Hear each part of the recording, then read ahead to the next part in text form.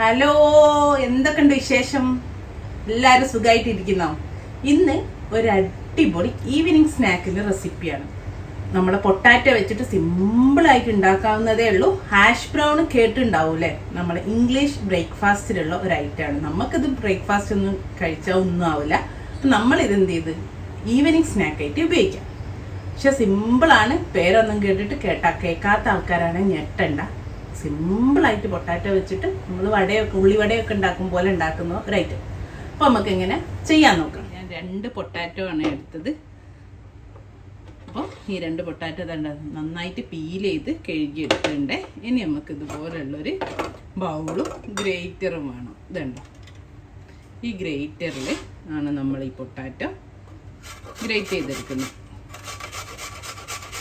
നമ്മൾ അധികം പ്രസ് ചെയ്യാതെ ചെയ്യണേ, കാരണം അധികം കട്ടില്ലാതെ വേണ്ട, നൈസായിട്ടുള്ളത് വേണം. ഇതുപോലെ അത് രണ്ടും ചെയ്തെടുക്കട്ടെ. ഏകദേശം നമുക്ക് ഗ്രേറ്റ് ചെയ്ത് കഴിഞ്ഞാൽ ഒരു 2 കപ്പ്, ഒരു 350 ഗ്രാം, ആ ഒരു 350 ഗ്രാം പൊട്ടാറ്റോ ഒക്കെ മതിയാവും കേട്ടോ. ഒരു 2 പൊട്ടാറ്റോ ഞാൻ ഒരേ വലുപ്പമുള്ളതാണ് എടുത്തത്.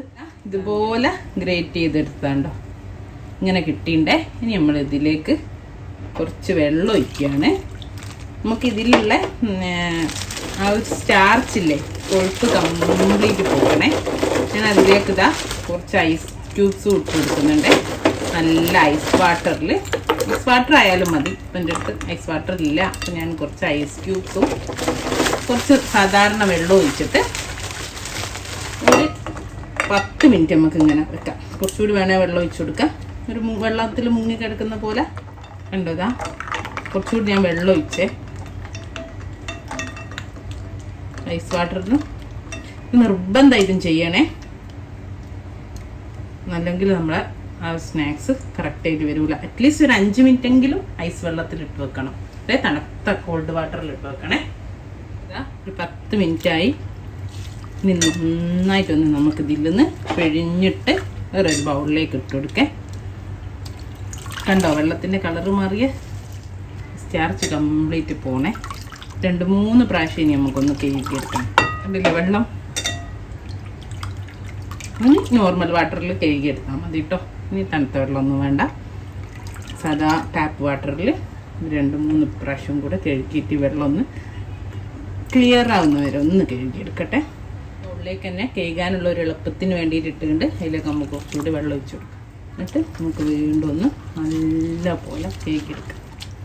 ഉണ്ടോ, വീണ്ടും വീണ്ടും കളറ് മാറി വരുന്ന വെള്ളത്തിൻ്റെ ഒരു പ്രാവശ്യം കൂടെ കഴിയുമ്പോഴേക്കിനും വെള്ളം ഒന്ന് ക്ലിയർ ആവും. നമുക്ക്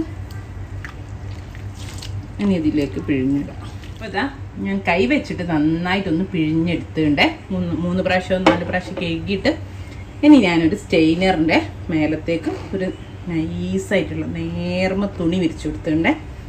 എന്നിട്ട് നമുക്കിതിട്ടിട്ട് ഈ തുണി ഇട്ടിട്ട് നമുക്ക് നന്നായിട്ടൊന്ന് പിഴിഞ്ഞെടുക്കണം തുണിയിൽ. അപ്പോൾ വെള്ളം കംപ്ലീറ്റ് അങ്ങോട്ട് പോവുമല്ലോ ഇതിലുള്ള. അതിന് വേണ്ടിയിട്ടാണേ ഇതൊന്ന് കൂട്ടി പിടിക്കുക.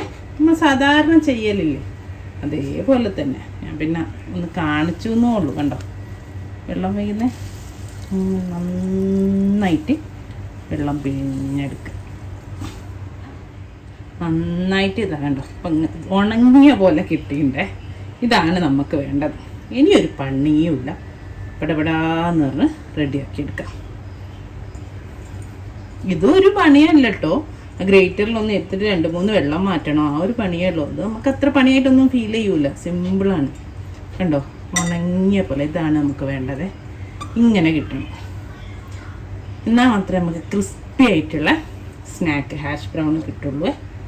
ഇനി നമുക്കിതിലേക്ക് ഒരു 1/2 സവാള, അതായത് ചെറിയൊരു സവാളൻ്റെ പകുതി പൊടിയായിട്ട് അരിഞ്ഞതാണ്. പിന്നെ ഒരു 2 ടേബിൾ സ്പൂണും ഇല്ല അത്രയും മല്ലിയിലക്ക് പകരം നിങ്ങൾക്ക് നാടൻ രീതിയിൽ നമ്മൾ ഉള്ളി കരിവേപ്പില ഇതേപോലെ അരിഞ്ഞിടുകയും ചെയ്യേ. നിങ്ങൾക്ക് ഇഷ്ടമുള്ളത് ചേർത്ത് കൊടുക്കുക. ഇനി നമുക്ക് ഇഷ്ടമുള്ള കയ്യിൽ എന്തുണ്ട് അതൊക്കെ ചേർക്കുക. ഒരു 1/2 ടീസ്പൂൺ ഉപ്പ് ചേർക്കുന്നുണ്ട്.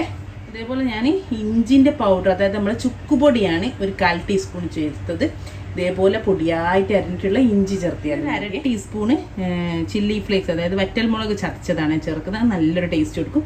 നിങ്ങൾക്ക് പച്ചമുളക് പൊടിയായിട്ട് അരിഞ്ഞ് ചേർക്കാം, പിന്നെ ഇനി കാശ്മീരി മുളക് പൊടി ഇത്തിരി ഇടുന്ന അതും കുഴപ്പമില്ല. കാശ്മീരി ഇതുണ്ടെങ്കിൽ ഇട്ടാൽ നല്ലൊരു ടേസ്റ്റ് ആയിരിക്കും. ഫ്ലേവറിന് വേണ്ടിയിട്ട് ഞാൻ ഒറിഗാനോ ചേർക്കുന്നത്. ഹാഷ് ബ്രൗൺ ആയതുകൊണ്ട് തന്നെ. പക്ഷേ നമുക്ക് സാധാ ചേർക്കുമ്പോൾ നമുക്ക് നമ്മൾ ബിരിയാണി മസാല ഗരം മസാല ചേർത്തി കൊടുത്താൽ മതി. അത് നല്ല ടേസ്റ്റ് ആയിരിക്കും കേട്ടോ.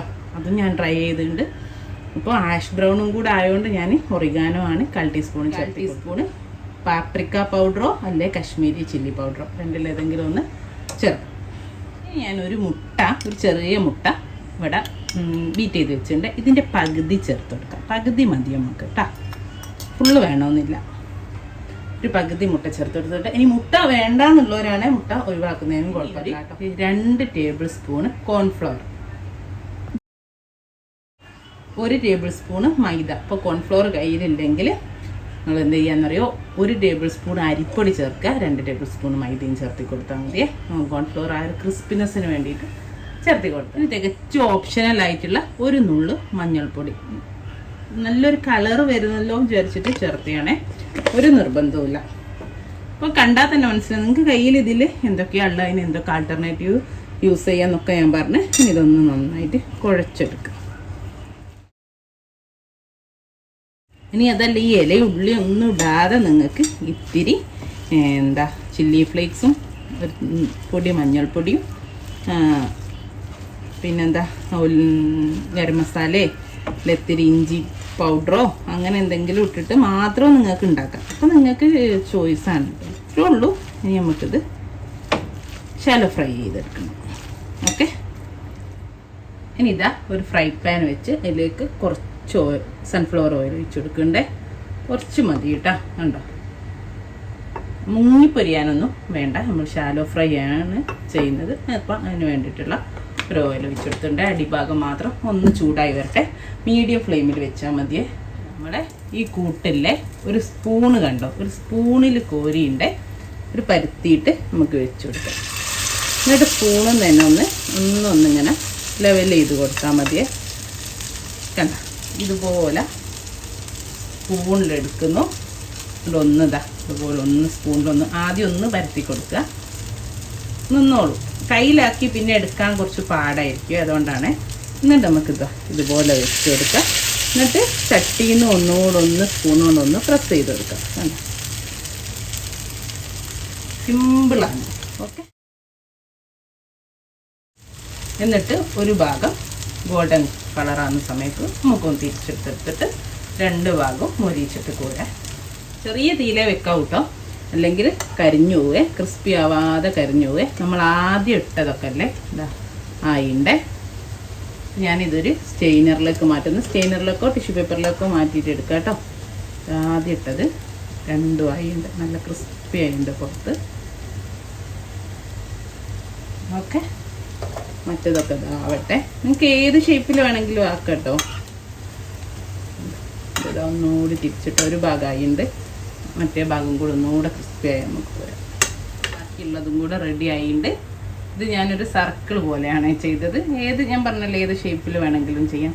പിന്നെ ഇത് കുറച്ചുകൂടെ കട്ടിയിൽ വേണമെങ്കിൽ അങ്ങനെയും ചെയ്യാം കേട്ടോ. ഉള്ളു നല്ല സോഫ്റ്റ് ആയിരിക്കും, നല്ല ടേസ്റ്റ് അത് കഴിക്കാൻ. ഇത് ശരിക്കും അറിയാമല്ലോ, നമ്മുടെ ഇംഗ്ലീഷ് ബ്രേക്ക്ഫാസ്റ്റിൽ ഒരു മെയിൻ ഐറ്റമാണ് ഹാഷ് ബ്രൗണ്.